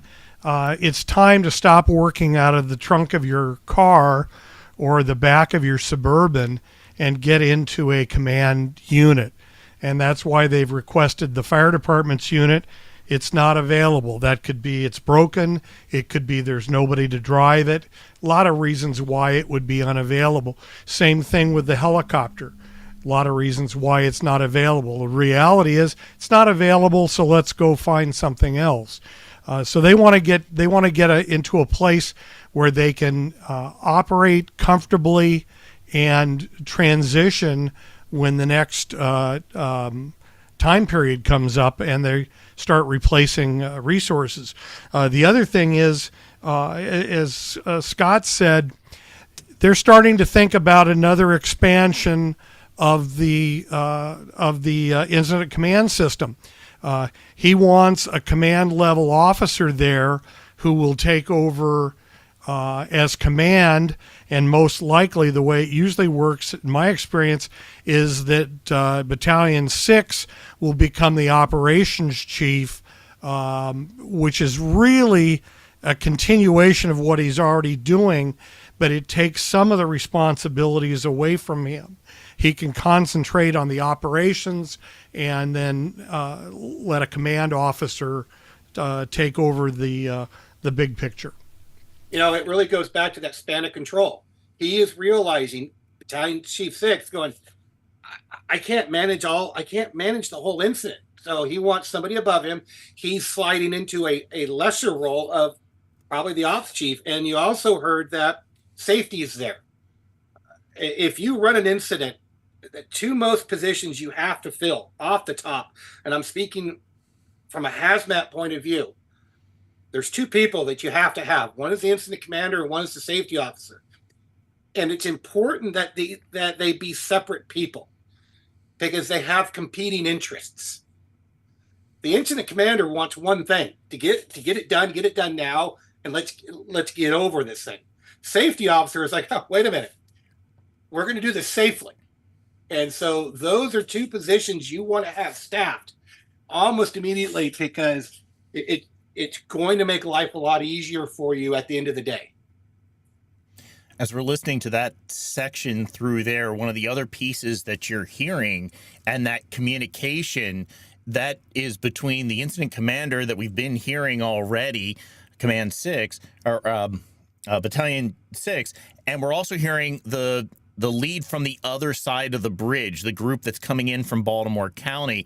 And one of the bits that you heard in there was Baltimore County saying, we have one of the victims also. So now we have a victim out on each side of the bridge at this point. We don't know any more information about that, but those are the two sides that are at play, and they're forming in their full unified command. They're tying each group in, and they're setting up their command channels. They're setting up all their communications to be able to manage this incident.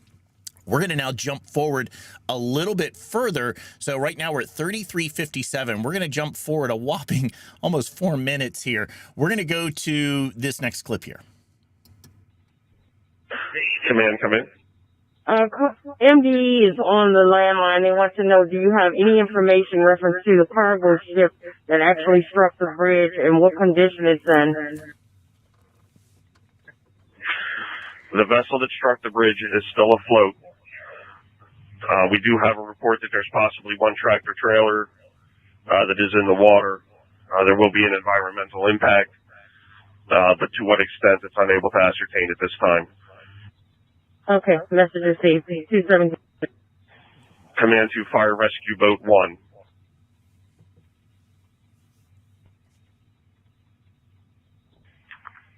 Car 1 to communications. I'm on Alpha 1 and on location due to the radio traffic on Fire Ground 4.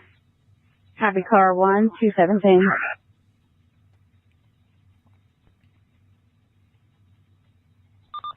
Of the vessel that struck the bridge and report back to your lieutenant. One copy. Fire rescue boat 2 to command. We searched best we could this sunken vessel. We're now on our way over to Armstead Park.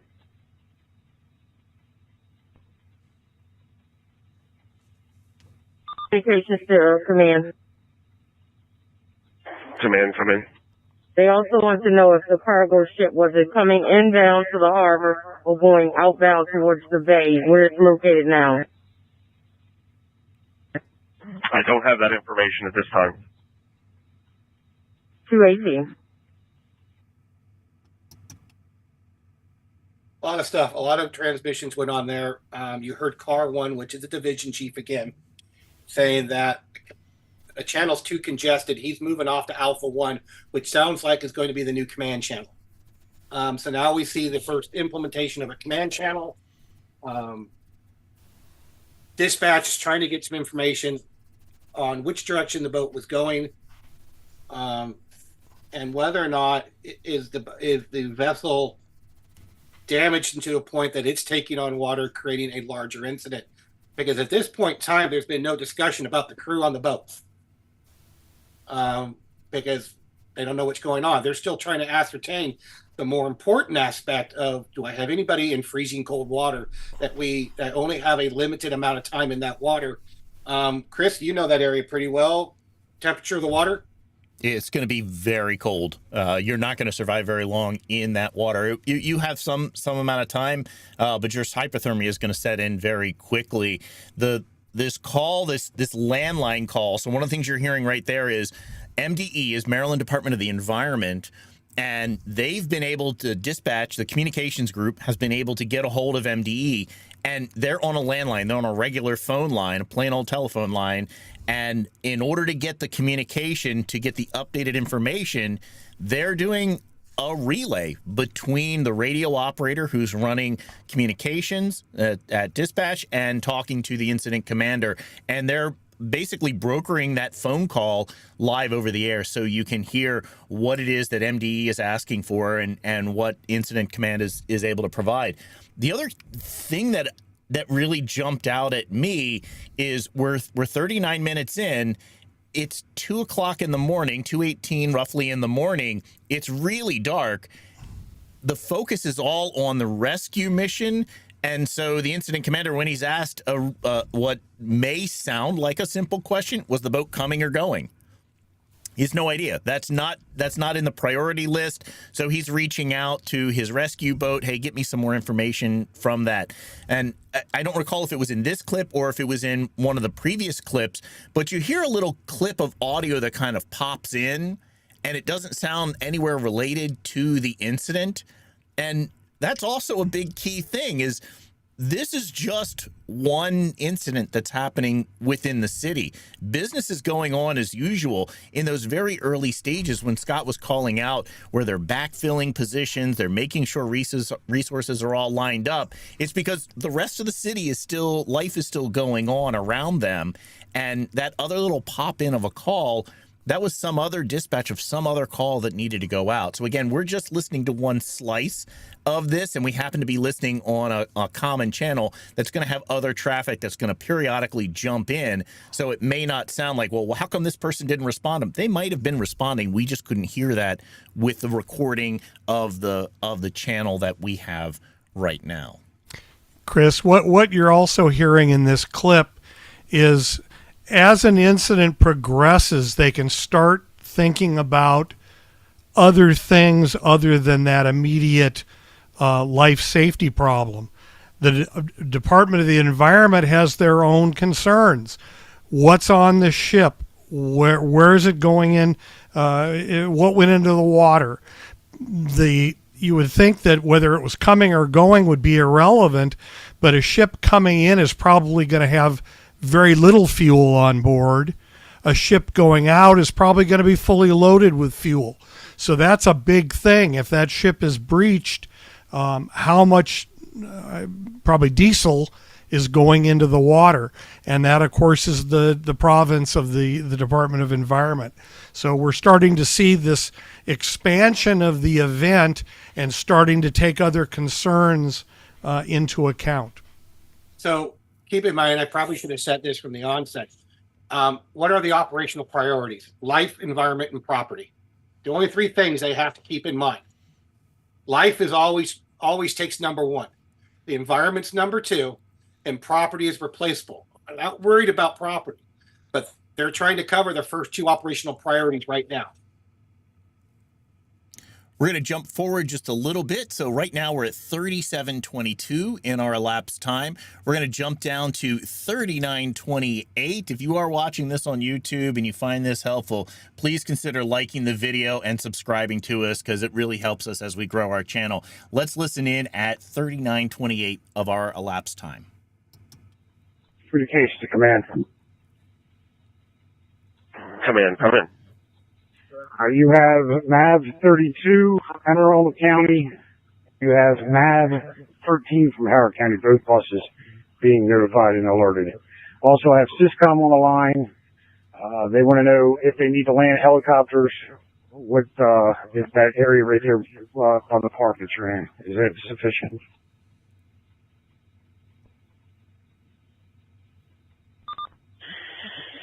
I'm direct on the medical buses.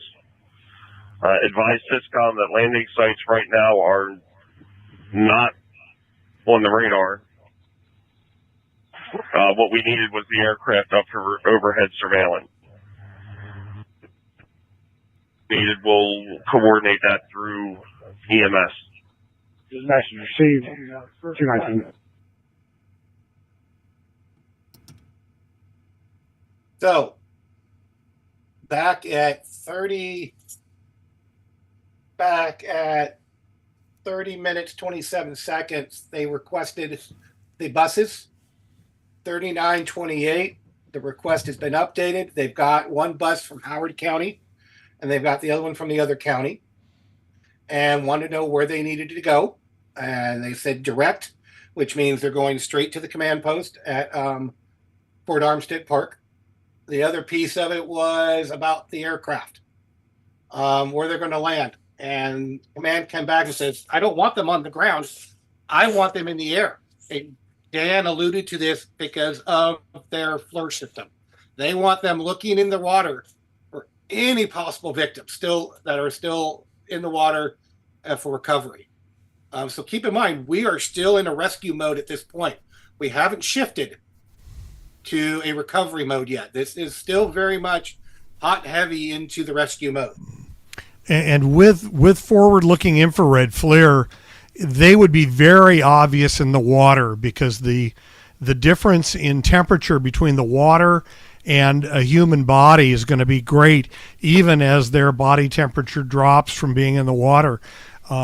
We used to have a patrol car with FLIR on it, and one night I had a guy, it was kind of a foggy night, he tried to ditch me. And even though I could no longer see his car, my FLIR could see the heat signature from his tires. And I was actually able to follow him even though I couldn't see him. So FLIR would have been a beautiful tool to have available for the search in the water. To Scott's point about the focus on saving life and the environment, keep in mind what we've heard thus far from this group still does not know for any amount of certainty that the bridge had gotten closed off to traffic. They still do not know at this point how many people they are looking for. What they know thus far is they were initially called for a single vehicle in the water. Then there might be 13 people. Then they found out about the number of workers on the bridge. They still have no idea about what the actual traffic was, how many other folks may be in the water, and they're still bringing resources in to find that at this point. Let's jump forward. Right now, we're at 40 minutes and 25 seconds. We're going to jump forward just a little tiny bit, just about 20 seconds later, to pick up the next clip. Battalion 1, go ahead. MTA State Police, their incident location is going to be located for them as far as the as AOC Center, 2330 Broning Highway. They have representatives there who are trying to get footage up. They reported they knew the ship was running off course prior to the collapse. They started clearing the bridge. All the traffic other than construction stuff and the two vehicles were stopped prior to the collision. If you could find out if the ship was inboard into the port or if it was outbound. So we're trying to ascertain now. Do you have a representative you want me to send to there, or to have another dispatch chief sent there? Are you able to make it to Broning Highway, or are you isolated on the bridge? We're isolated under the bridge. Not able to get back to the traffic myself along there. Okay, I copy that. Communications. I need a special call a chief officer or a command level officer to the MDTA command post over on Broning Highway. Message received, 221. Saying what command, it's going to be located at 2330 Broning Highway. There'll be a door access code. I'll give you a phone number and relay for when our chief gets there. Message received, 221. Fire rescue boat to the command device. The vessel was outbound, appears to be outbound. At this time, the vessel also looks sound, and it has a large piece of the bridge resting on the bow.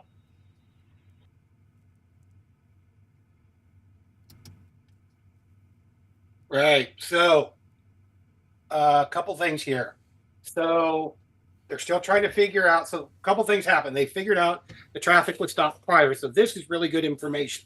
This is probably everybody took a big, deep breath and exhaled at this point, because now they know what they have a lot more information and know what they were dealing with. The other piece of it is they are now sending a command officer to where the videos are, because they want somebody with decision-making power to be there to do what they need to do. And you heard that the access was going to get given over the phone. That's pretty common. They don't broadcast that information. Fireboat, he's given information. Now they've been able to ascertain which direction the boat was traveling. They've been able to get some information on the condition of the vessel and eyes on. This is the first time they've been able to get eyes on the cargo ship, and there's a huge piece of the bridge laying across the bow of the bridge. So that's really key pieces of information.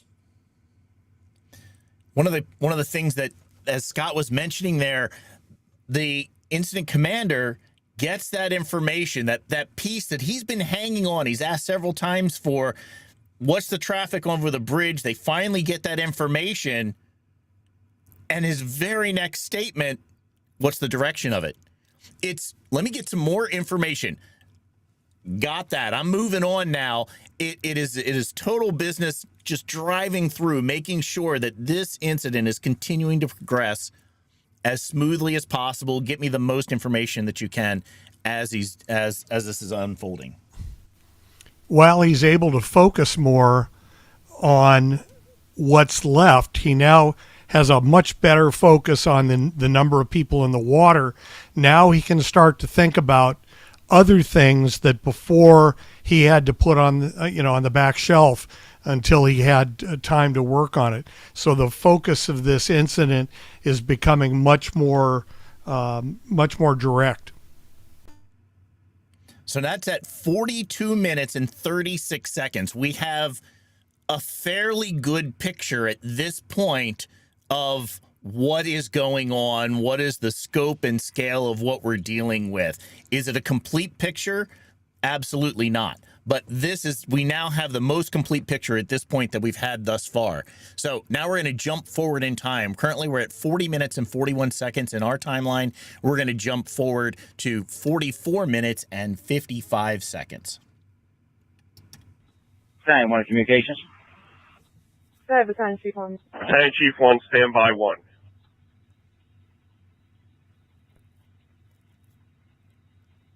safety to all members down by the waterfront. You need to have PFPs on.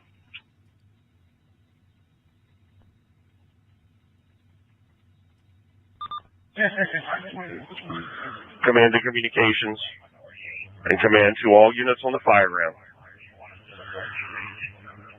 Marine units and the rescue branch, I want you to switch and operate on fire ground 4-1.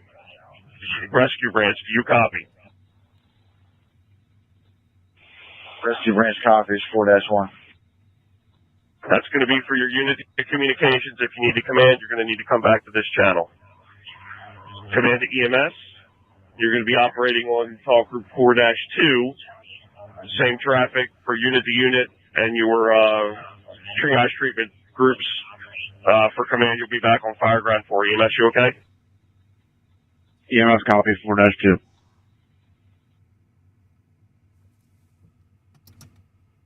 So, another big pivotal moment here. Again, we talked about earlier about how things were getting, span of control was getting messed up. We talked about how the radio channels, so we're talking about a trunked system. So he's moving functional groups off to their own channel with the caveat, if you need to talk to me, come back to Fireground 4. Rescue, you're on Fireground -1. EMS, you're on Fireground 4-2. Come back and talk to me if you need anything else. So be pivotal moments. And the other big piece was safety chimed in there. Hey, everybody, you're working next to the water. I need you to have your life vests on. That's really important piece of information. That kind of covers their OSHA standpoint because they don't want any more people in the water out there.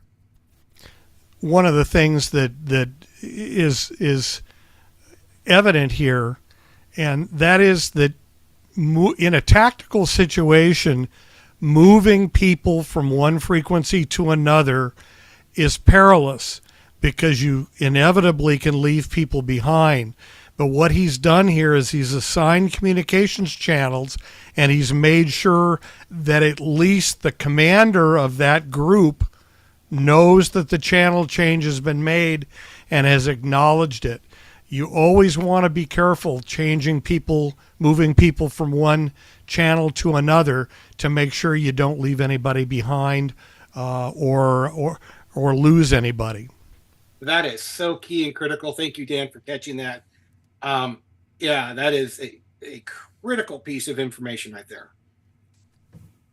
We're now seeing the communications plan. The comm unit is probably up and running in the background. Remember, this is only the traffic that we're hearing over this channel.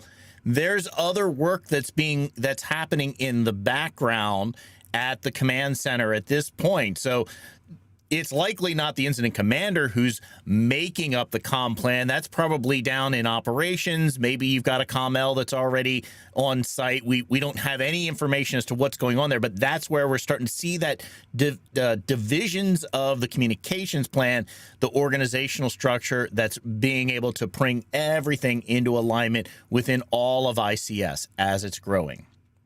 Let's jump down to our last clip here. Notice we're at 46 minutes after our first call that we're listening to within this slice. We're going to now jump to 48 minutes and 31 seconds. Engine 35. Report to the command post. You're going to be setting up level 2 accountability for all personnel that are operating down near the pier. Engine 35, you copy?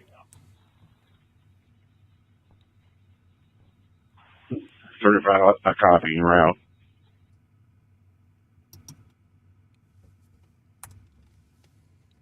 Okay. I take it that was it, Chris? That was it. Sorry. Okay. So command has taken somebody, and level 2 accountability is nothing more than you need to make sure who you've gotten, they're there.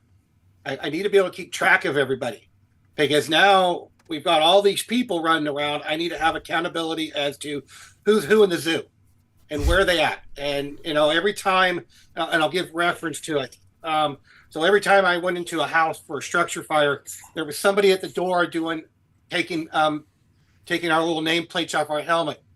And that way he knew who he had inside the structure. So if there was an alarm or everybody had to get out, he knew exactly how many people were in, because as they come out, he gives them back their tag. So accountability is critical in an incident like this, especially working around water and the amount of resources you've got coming. You've got to be able to keep track of who's who and where. And what we didn't hear a little earlier was staging. More assets were coming in, and where do I need to go? Go to staging. Deal with the staging person. So it's all because that goes back to the accountability, because as assets come into staging, that staging manager is taking accountability of what's there. How many engines, how many trucks, how many medics, how many of this, how many of that do I have, and how many people are on each piece of equipment. Big key piece of information there.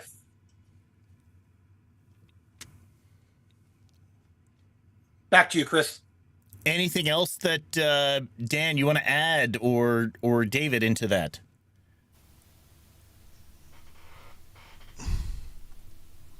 So that brings us now to the end of, we're just shy of the first 50 minutes of this little slice of information as we've walked through this expanding incident, just looking at looking from the perspective of the incident command system and helping everyone to understand a little bit more about what we've been hearing about what's been going on.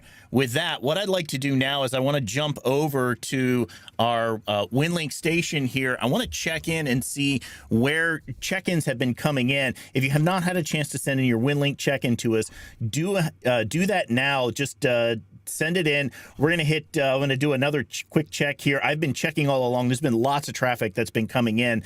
It looks like I've gotten them all. I'll do one more quick check here, and then we'll bring up the map to see where everyone is located around the world. I'm just going to come up here and click on the little globe icon, and we're selecting from the Winlink check-ins V5. So if you'd like to see this on your own Winlink station, just go ahead and select messages. It'll bring up a listing of all of your messages where everybody is mapped in at. I'm going to hit the display map option, and let me go ahead and blow this out to full screen, and let's check on we're looking globally right now, and we've got some of the pins in here that are different colors, and we'll talk about what those are here in just a minute. I'm going to roll over some of these. It looks like we've got Terry Z01HOG checking in. We have another station from New Zealand, ZL2 SEA, joining us. Hey, thanks a lot for joining us from the north portion of New Zealand. Down here in Australia, we have Victor Kilo 2 Sierra Kilo Yankee joining us. Up here in Sweden, looks like we've got Sierra Mike 7 0 Oscar Yankee Echo and Sierra Mike 7 Yankee Tango November joining us. We also have Franz Oscar Echo 3 Foxtrot Quebec Uniform, and this looks like Roland joining us from Germany.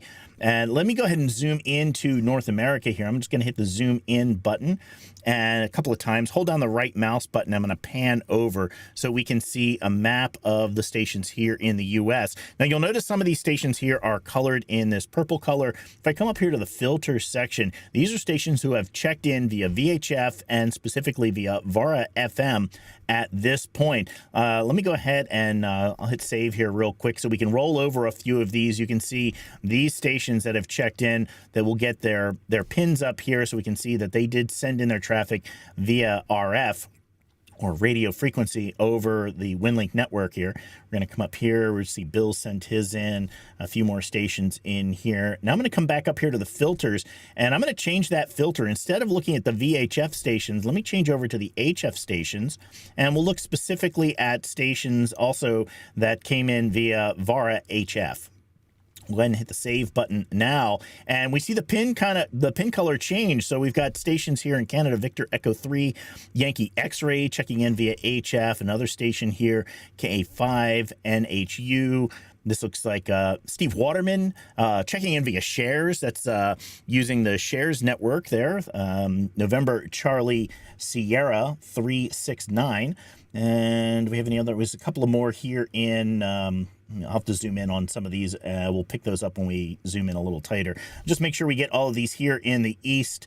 Make sure that folks have sent in their traffic. I'll go ahead and zoom over the map so people can see that we actually did get all of your Winlink check-ins in here, and you can see that you're showing up properly here on the map. Oh, it looks like there's a couple of stations right down here in the Carolinas, a few that are here in the Atlanta area. We'll roll over these that are down here in the Florida area, several here in the Texas area. Kind of roll over those, make sure everybody's able to see that we did get their check-ins in there. A couple of stations here in Kansas and here in Colorado. Roll over Idaho. Let me go ahead and zoom in a little bit on the Pacific West here so we can get these stations so we can see those that are coming in. Down here a little bit more, Central Oregon. Now we'll roll down into Southern California, Southern Nevada area, picking up the stations here in the Central Valley and the stations that are all in there. Let me zoom in a little bit tighter here. We'll hit Southern California. Quite a few little pile up down in that location. We'll zoom in one more. And there we go. Now we can see these other stations who are sending their traffic. There's another share station, it looks like. Yeah, there's another share station that's coming in. And we'll roll over each of those so that folks are able to see all of their traffic that has come in through those. So with that, let me go ahead and jump back out to the studio here. And we'll go back into, let me see if I can bring myself back onto screen. There we go. I'll bring myself back up fully. And let's bring the guys back up entirely, back onto screen as well. And we'll do another quick go around here of all of the, for closing remarks. Scott, let's start with you. Great job on walking us through all of that information. Absolutely brilliant. I learned so much hearing you walk through all of those all of those scenarios. Any other closing thoughts from you this week? You know, as we tie this all back to income and amateur radio or just communication in general, you know, what did we learn here? We learned lots of things. When we look at the communicators, you noticed that their fluctuation and their voice rarely changed. It was calm, cool, and collective almost all the way through. You heard some tactical pauses in there because they're gathering their thoughts, but what you didn't hear was people thinking on the radio, which a lot of what we hear a lot of sometimes in dispatching when someone gets on and goes, engine 12 responding. You didn't hear any of that. Everything was smooth, clear, to the point, and precise. And it was what needed to be said, not a bunch of extra fluff out there. So as communicators, we need to remember that. Gather our thoughts before we key the microphone and get that message out and get off the airwaves as quick as possible to allow other communication that has to get through that's just equally important. Absolutely. Absolutely. Dan, NR6V, again, I learned so much from you and all of your experience as a police officer who's been in this world for a long time. Any other closing thoughts from you this week? Well, I was going to say exactly what Scott said, but I'll add to it, and that was the general radio discipline. I'm used to incidents where two things happen. Either people get on the radio with much more routine traffic that isn't really important, or the other thing is people that aren't aware that there's an emergency going on and come out with routine traffic. We had situations where, a unit will say, I've got 3 at gunpoint, and somebody will come on the radio and say they want to go to code 7, which is lunch. These folks listened to the radio, they knew what was going on, and they filtered what they put out on the radio to what was absolutely necessary and relevant. Excellent job, I think, on the communications. I'm sure there's going to be all kinds of second guessing on it, always is, but they get my vote for people that have practiced their responses in their ICS and are very professional in terms of communications. Thanks, Dan. David, you're monitoring the chat in both YouTube and here with our live Zoom audience and listening to all of this. Any closing thoughts from you today? No, there was a lot of good stuff in the chat. You know, the reality is we did what we accomplished. We wanted to bring you a high level view of one set of communications. This was just one little bit that was going on to illustrate, you know, points that were brought up earlier. Radio traffic needs to be smooth, calm, slow, thoughtful. There doesn't need to be any thinking on the radio. There shouldn't be any supposition. It's really just the facts or just the questions that need to be answered. It was really great to be able to see this, to be able to have Scott and Dan kind of walk us through this. We did a lot more preparation than we usually do for a weekly episode, really stepping through, really dissecting all the traffic that's here. It's just a little bit of what happened. You know, again, we're only not even talking about a full hour of the beginning of the incident and only one set of comms. But it was very useful, and I know they got a lot of it out of it in the chat, both on YouTube and directly here in Zoom. Thanks a lot. One last thing. This was in public safety or in the emergency services world, this is what we call a sentinel event. It really is. These don't happen that often. And so having it go so smoothly as it did means that people were practicing what they preach. And why do I say that? Because when we do, as Aries members or income folks, if we do not practice ICS at the everyday events like field day or a ham swap or whatever, if we're not practicing ICS there, we're not going to be able to really do it when that sentinel event occurs because we haven't practiced our roles. And so I know it sounds ridiculous. Why do I got to set up an ICS chart? Why do I got to do this for Hamfest? It's real simple. You go do that. You go do that. That's great. But we're not practicing what we preach. And those sentinel events are going to happen, and we need to be ready for them as income specialists. You know, for me, as I listened to this that first morning, I got a text from my sister who's a nurse in not far from that area. And I got a text in the middle of the night from her, and I woke up to this all going on and I found the recording of this fairly quickly and started listening to it. And one of my first thoughts was, wow, nothing like this ever happens outside of Central City. So if you've taken any of the ICS courses, then you know that Central City is the fictitious place that gets all kind of bad things happen to them within that fictitious location that all of the folks going through doing the training have to be able to figure out, how do we deal with this expanding incident where all of a sudden there's a ship that's crashed into a bridge and it's collapsed and you had workers on the bridge and there could be an environmental disaster and how's this going to affect the port and the shipping. And then, you know, there's all kinds of ways that this could have continued to expand. And listening to this and having such a clear step-by-step work through of this incident as it was unfolding and seeing and hearing the incident command structure to just be brought up from the ground up and all of the professionalism that was handled by this crew, I was absolutely blown away. And it was that morning that I reached out to the rest of the WaveTalkers team and said, this is what we're going to do this week for our show. We've got to walk through this because this is, as Scott was saying, this is a sentinel event. It's going to be, you know, textbooks are going to be written about this, and hearing how well this team walked through and pulled it together. I'm just absolutely blown away by what they did in my home state of Maryland. So keep this in mind, everybody.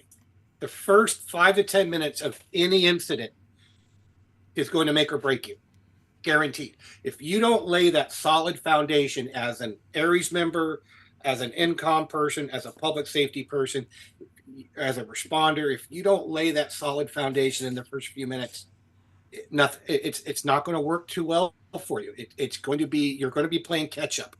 So keep that in mind. Thanks a lot. Hey, if you're here inside of our live Zoom audience, hang around. We're going to do the after party. We'll open up the mics and we'll take some questions. We'll walk through as much as we can with that. If you're watching us live on YouTube or on the internet, then consider liking the video. Subscribe if you're not already subscribed. And if you found any of this helpful, please consider going to wavetalkers.com. We have a buy us a coffee link. You can just click on there, and it really helps us keep the lights on. With that, next week, we're still up in the air. Check your email if you're subscribed to our email list. Check your email later in the week. We'll let you know if we're going to actually do a show next week or not. The three of us, David, Scott, and myself, will all be on site at an exercise, at an activation.